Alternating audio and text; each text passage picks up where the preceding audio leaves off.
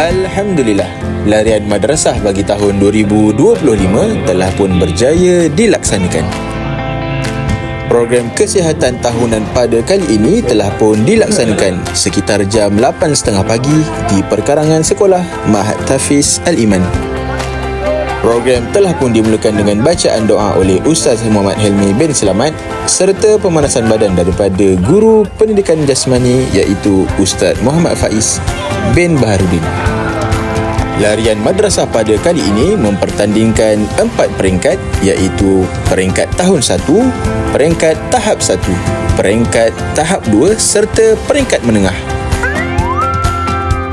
Siren dibunyikan oleh Tuan Mudir sebagai tanda bermulanya larian madrasah 2025 yang merangkumi laluan di sekitar Taman Universiti berdekatan dengan Mahat Tafiz Al-Iman.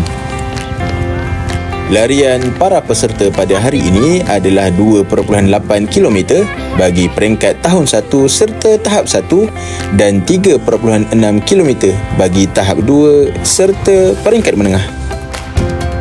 Seramai 6 orang anggota polis daripada Ibu Pejabat Polis Daerah Iskandar Puteri telah pun bersama kami untuk memantau serta menjaga keselamatan sepanjang para peserta melaksanakan larian.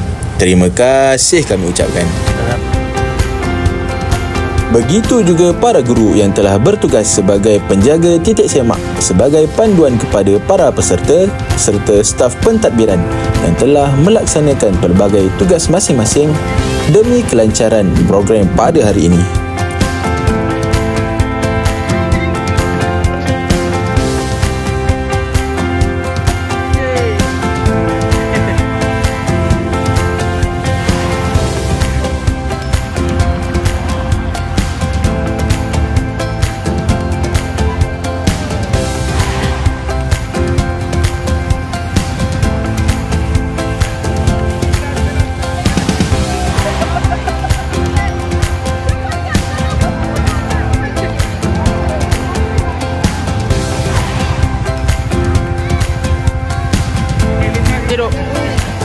Alhamdulillah.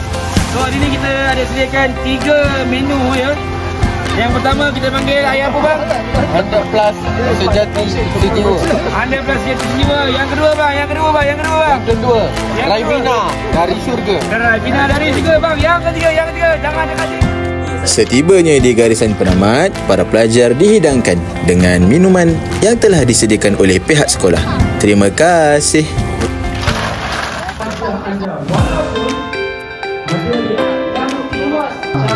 Siapa nak jadi pelakon besar adalah mereka.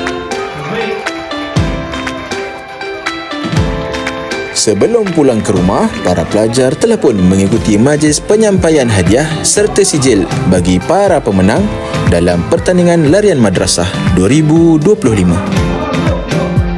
Program tahunan yang sangat diminati oleh para pelajar ini sudah semestinya memberi saingan yang cukup hebat buat para peserta.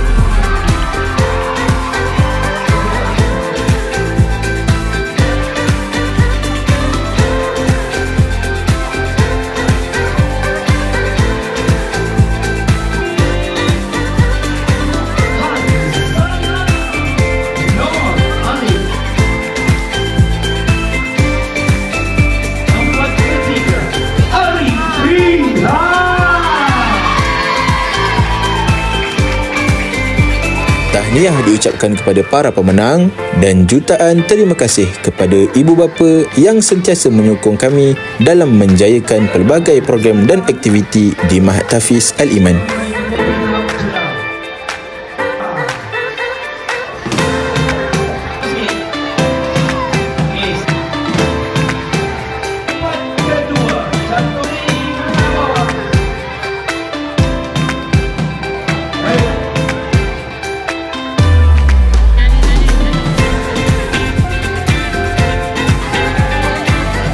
Dengan berakhirnya program larian madrasah pada hari ini, diharapkan agar para pelajar dapat menjaga kesihatan untuk hadir ke sekolah pada setiap hari.